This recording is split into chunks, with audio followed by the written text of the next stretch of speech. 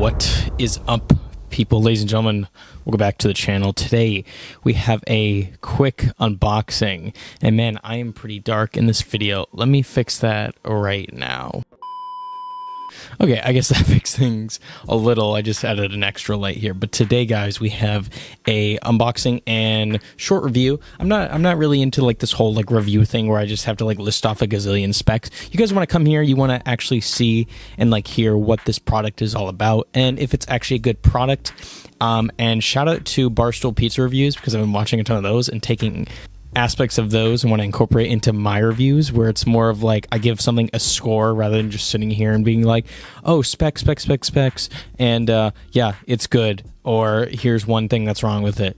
Like, let's actually like make this a official review where I put a score to something. I don't really know how that scoring is going to work yet, just because I review all kinds of tech, and I also talk about productivity on here. Today we have the PowerA enhanced wired controller for the Xbox One. This also works on Xbox Series X, so it's cross next gen, previous gen. I don't really know if that's a term, but yeah, here it is, and I'll have B-roll going over this as well. But this is like PowerA's like updated version of their old controller that they came out with like not too long ago.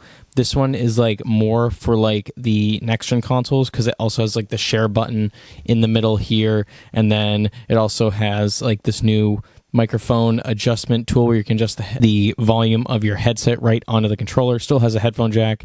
I think the audio is like slightly better than the previous one. It received a lot of complaints for that. But yeah, let's just hop right into it and let's unbox this thing. The box contains the controller, a 10-foot cable, which is insanely long, and a user manual. So yeah, works on Xbox Series XS and Xbox One, as you can see right there. So let's hop into it. We have some tape here. I'm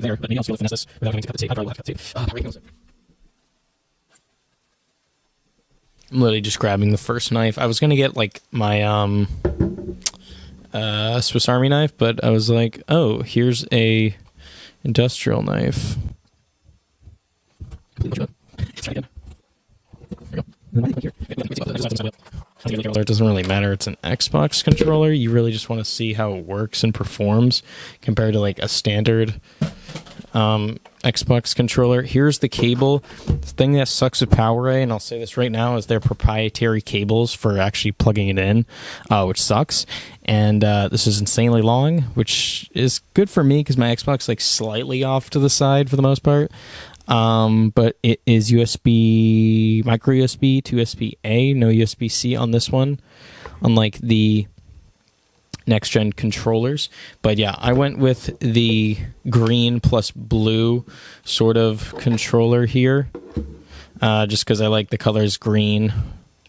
I sort of like blue. It's not my favorite. If this was like green and black sort of like blend, I would like it even more. But guys, this feels like a standard Xbox controller. It has textured grips in the back, nothing on the front. This is smooth, as you can see right here. And then on the back, we have the white with the textured grips. So we have the microphone thing right here, which acts as a mute switch. If you tap it, it acts as a button, and then if you like flick it to the left or right, it'll adjust the microphone volume. I'm sorry, not headset volume, for your headset that you're using.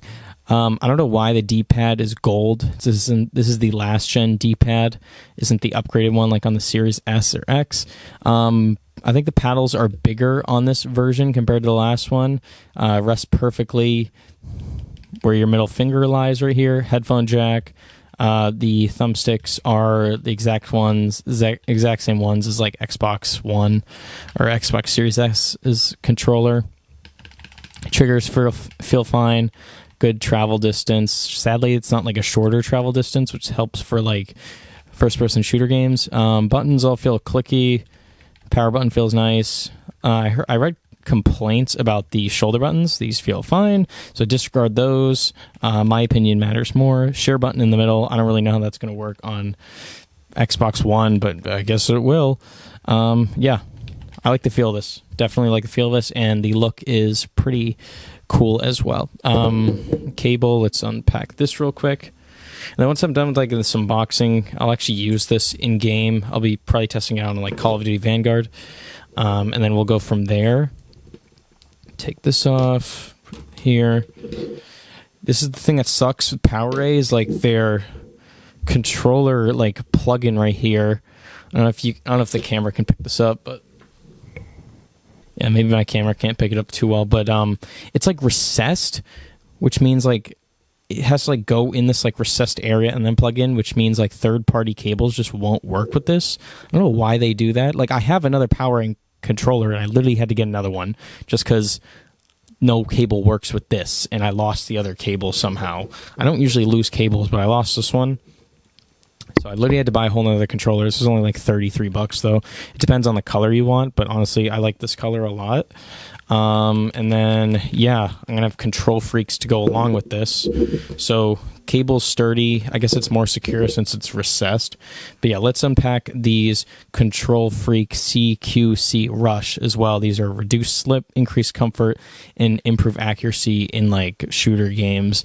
And these are the mid-sized variants. So, and it improves your range of motion by 90%. So they're not small, they're not large, they're medium sized. Take these out really quickly, and we can actually like put them on the new controller, which is a good thing. These are like really easy to install, and they work with like any controller. Take that one out, and take this one out. These ones got like okay reviews. They're not like the best, but I don't know how you're supposed to orient it. I'm guessing like this, since the opening is at the bottom, it's like apparently I lost audio there. Yeah, thumbsticks are good.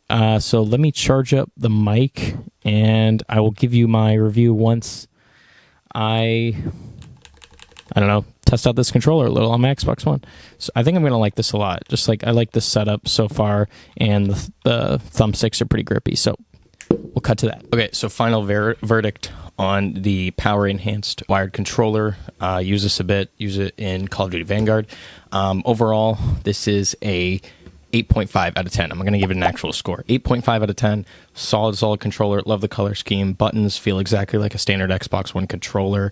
I still don't really know how to use the share button in the middle. I clicked it on Xbox One, and it kind of just like took a screenshot and uploaded it to the Xbox Live network. Don't really know what that means, but yeah, other than that, love the paddles on the back, mapped them to jump and crouch in COD, and I love the feel of it. I love the textured grips in the back. The buttons in the back are great. As for the control freaks, I like it. I like concave design. I like mid-sized control freaks, so like they're not tiny, but they're also like they're not too tall where like it's gonna like make your thumb feel like it's like up here or something. So control freaks, I give a 9.1 out of 10. I honestly thought they were gonna be way worse, but I gotta say they were pretty nice, and I will definitely be using this controller in the future. Super lightweight. I guess one downside is like maybe it's a wired connection. You don't like wired, but for me, I like the long cable. It's like 10 feet long, and it works for me because my Xbox is like somewhat far away, tucked away from where I'm actually sitting. And yeah, that's gonna be a review, and subscribe, and peace out, everyone.